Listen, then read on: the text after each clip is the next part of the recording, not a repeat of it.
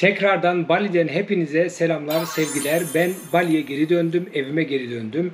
Bilmeyenler için ben Bali'de yaşıyorum. Yaklaşık 2 yıldır burada evliyim ve burada yaşıyorum. Evim var. Artı tur ve danışmanlık şirketim var. Türkiye'den ve Avrupa'dan buraya tatile gelen insanlara tur ve danışmanlık olarak, tabii burada iş yapmak isteyenler olsun, ev almak isteyenler, arsa almak isteyenlere aynı zamanda da danışmanlık yapıyoruz. Bu şekilde kısaca kendimi tanıtmış olayım. Şimdi ben Tayland'dan geldim. Tabii ki şöyle bir masrafları hesaplamışım. Bilgisayar önümde size tam olarak bilgi vermek için. Şöyle bir genel anlamda, ya ilk defa Tayland'a gidecek arkadaşlar bunu çok merak ediyor. Tayland'da tatil için kaç para harcarım ortalama? Ben ortalama değil, size çok yakın bir rakamlar söyleyeceğim. Yani net rakamlar söyleyeceğim. Ben kalem kağıdımı aldım. Siz de kalem kağıdınızı alın, notlarınızı alın. Çünkü bu yapacağımız hesap 3 aşağı 5 yukarı tutacak. Yani çünkü bunun daha fazla zaten üstüne çıkamasının ve altına da inemezsin. Ortalama bu kadar bir masraf gidiyor. Şimdi bunu nasıl hesaplayacağız? Uçak biletiyle beraber, her şeyle beraber hesaplayacağız ve size bilgi vereceğim. Tayland'da tatil size kaça mal olur? Uçak biletiyle birlikte eğlence ve biliyorum ki hani cesaret edilmiyor. Yani YouTuber'lar tarafından da işte kadın fiyatlarını söylemekte, efendim diğer şeyleri ben söyleyeceğim. Yani bende gizli saklı yok. Bende neyse o.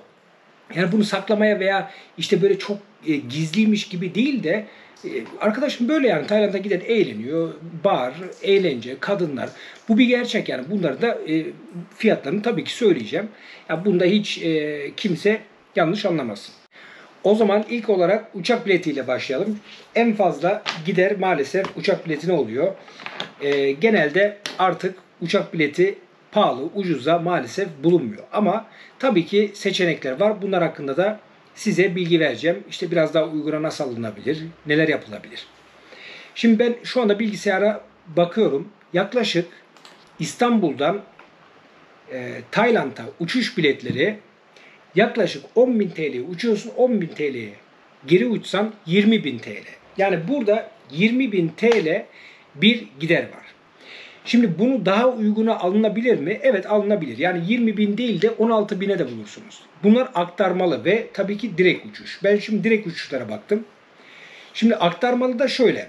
Katar aktarmalı gidebiliyorsunuz.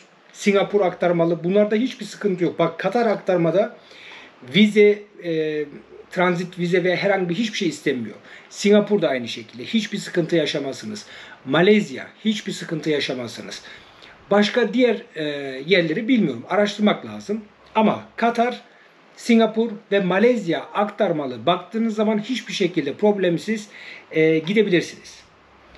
Şimdi bu 20.000 TL ortalama uçak bileti, bunu not alabiliriz. Ben de alıyorum şimdi notu. 20.000 TL. Ha, şunu dediğim gibi aktarma bakarsın veya bazen işte biraz düşüyor, bazen biraz çıkıyor ya. Yani bu 20.000 değil de 16.000'e de bulabiliriz. 17.000'e de bu. 3.000 aşağı iner, 2.000 aşağı. Ama ortalama olarak şu anda senin gidip gelmen Tayland'a 20.000 TL. Şimdi bunu not aldık, 20.000'i. Bu yaklaşık 1.000 dolar yapıyor. Tamam, şimdi gelelim otele. Tabii ki konaklama. Şimdi siz ailenizle, eşinizle, dostunuzla tatile geldiniz veya tek geldiniz ama otelde kalmak istiyorsunuz. Yani misafiriniz olursa odaya alabilmek için veya eşinizle, dostunuzla otelde kalacaksınız. Tayland genelinde yani normal bir otelden bahsediyorum. Tabii lüks değil. Normal bir otel tutmak isterseniz bu yaklaşık 20 dolar. Yani 20 dolar vermek zorundasınız düzgün normal bir otelde kalmak için. Tabii ki bu 30-40 dolara da çıkar. Lüks güzel otellerde tabii ki var ama bu 20 dolarlık otele kötü falan değil. Yani yanlış anlaşılma olmasın ama ortalama olarak 20 dolar. Şimdi bu hesabı şöyle yapacağız. Ben 10 gün üzerinden yapacağım. Ama siz diyelim ki Tayland'da 20 gün kalacaksınız. Siz 20 günlük hesaplarsınız. Tamam mı? Şimdi 20 dolar diyoruz otel. 20 dolar. Ha, şunu da söyleyeyim. Eğer teksen ve bana otel lazım değil, ben çok uyguna kalmak istiyorum, 5 dolara, 7 dolara, 8 dolara hosteller var. Oralarda kalabilirsin. Sen ona göre hesapla. Ben bunu daha çok aile gelirse veya işte biraz daha standart istiyorsan ben öyle bir hesap yapacağım. Şimdi 20 dolardan 15 hesapladığımız zaman 10 gün bakıyorum. 200 dolar yapar. Şimdi 200 dolar da şu anda 19'dan çarpıyorum doları. 3800 yapar. 10 günlük otel. Şimdi 3800 TL de otele verdik. Devam ediyoruz. Eğlence, gece kulüpleri. Şimdi gece kulüplerinde şöyle bakın, bir içecek ne dedim ben? Bir önceki videoda da söylemiştim. Yaklaşık 160 baht. Bu şöyle oluyor. Mesela diyelim ki sen 3 tane içecek içtin. Bir de bir kadın geldi masana. Beraber eğlendiniz, yediniz, içtiniz. O da 3 tane içecek içti. Bu 160 bahttan 6 içecek yapar yaklaşık. Bu da 1000 baht yapar. Yani 500 TL yapar. 500 TL kur 19'dan hesaplıyorum. Yani siz 25 dolara bir gece kulübünde, fazla abartmadan, yani 3 içecek sen içiyorsun, 3 içecek de kadına ısmarlıyorsun şeklinde 25 dolara eğlenebilirsin. Şimdi bu 25 dolara eğlendik. Diyelim ki biz bunu 5 defa yaptık. Sen daha fazla hesaplayabilirsin. Ben kardeşim her gün giderim dersin. Anlatabiliyor muyum? Onu şey yapar. Ben 5 kere hesaplıyorum. Bu ne yapıyor? 125 dolar. Şimdi gece kulüplerinde eğlenme dedik. 125 dolar. Bunu hemen TL'ye de çeviriyorum. Toplam her şeyi söyleyeceğim size. 19'a çarpıyorum. Bu 2375 TL yapıyor. Gece kulübünde eğlenmek, içmek. Bu arada biliyorsunuz artık Tayland'da ot serbest. Bu da yaklaşık 7-8 dolar gramı. Bunu da size söyleyeyim. Bilginiz olsun. Tabii ki dediğim gibi yani benim videolarımda, benim kanalımda her şey açık ve net. Cesaret edilmeyen, konuşulmayan şeyleri de ben açık açık söylüyorum. Hiç çekinmiyorum da. Çünkü insanlar bunu merak ediyor. Onu da biliyorum. Hiç birbirimizi kandırmayalım. Evet, gelelim kadın. Kadınlara takılmak, eğlenme, ilişkiye girme, bu tarz şeylerde efendim 25 dolarla 35 dolar arası. Yani bu senin yaşına, tipine de bağlı. Tabii ki onlar da yani bakıyor. Eğer yaşlıysa 35-40 dolar der. İşte gençsindir, şeydir, sempatik bir adamsındır. İşte 25 dolar. Biz bunu 30 diyor diyelim. 30. Şimdi 30 dolar diyelim ki siz efendim 10 kere gittiniz kadına. Ne yapıyor? 300 dolar. 10 kere abarttım bak. Siz ona göre hesaplarsınız. 300 dolar yapıyor. 300 dolar da TL olarak hesaplıyorum. Ben en sonunda size söyleyeceğim. Totali. 5700 TL yapıyor. Bu yaptığımız hesap da şöyle bak, standartı yüksek bir tatilden bahsediyorum. Yani bayağı eğlenirsiniz. Yani bu rakamlara ya bildiğin unutulmaz bir tatil yaparsın. Bunun üstüne tabii lüks olur. Yani bu rakamların üstü artık lüks. Bayağı güzel takılırsın. Altına bunun tatili yapmak da mümkün. Onları da birazdan açıklayacağım. Gelelim motor kiralama. Motor kiralama yaklaşık 5 dolar. Yani 5 dolar diyelim ki biz 10 günde motor kiralayalım. 5 dolardan. Ne yapıyor? 50 dolar. Bu 50 dolar da yine hesaplıyorum kurdan 950 TL yapar. TL. Motor giderimiz var. Sonra gelelim yemek. Günlük 6 dolar demişim. Şöyle 3 dolar bir öğünse 2 öğün yesen 6 dolar.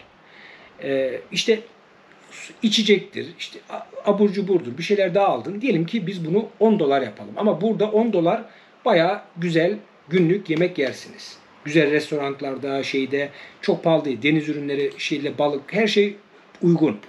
Şimdi 10 dolar desek, efendim biz ne dedik? 10 gün kalıyoruz biz burada. Ne yapıyor? 100 dolar. 100 dolar da yeme içmeye gitti. Bu da 1900 TL yapar. Geliyoruz ekstra bir 50 dolar da not alın taksiye. Ne olur ne olmaz. Çünkü ister istemez insan tuk-tuka biniyor, taksiye biniyor. Bir 50 dolar oraya ayıralım. Onu da masraf olarak geçelim. Şimdi 50 dolarda baktığımız zaman 950 TL yapıyor. Yazdım. Giriş ücretleri. Burada ben şöyle yaptım. Eğer tek kişiyseniz bu yaklaşık 50 dolar gider. Giriş ücreti de böyle. Tapınağa gidersin veya gezilecek yerler var ya, genelde girişler ücretli oluyor. İşte 200 baht, 100 baht. Ondan sonra oraya veriyorsun, oraya veriyorsun. İster istemez gider. Şimdi böyle 50 dolar Bu giriş ücreti illaki bir yerlere gideceksindir. Yani eğlenmeye bile gitsen yani hiç mi bir gezilecek yeri görmeyeceksin veya değil mi? Yani insan gider. O yüzden de 50 dolar oraya yazdım. 50 dolar da ne yapıyor? 950 TL yapıyor. Şimdi bu yapacağımız total hesabı birazdan hemen size açıklayacağım. Bunların içinde ne var? Bir, uçak biletimiz var. Otel var. Eğlence gece kulüp var. Artı kadınlarla takılma diyelim. Motor kiralama, yemek yeme, taksi, tuk-tuk ve giriş ücretleri. Yani komple ele aldık bunu. Şimdi total hesabı yapıyorum. Hemen yapıyorum. 20.000 TL dedik. Uçak bileti. Sonra 3.800 TL'de otel dedik. 10 günlük hesaplıyorum. Siz 15, 20, 30 kaç gün kalacaksınız ona göre hesaplayın. Gece eğlence kulüplerine dedik 2375. 2375.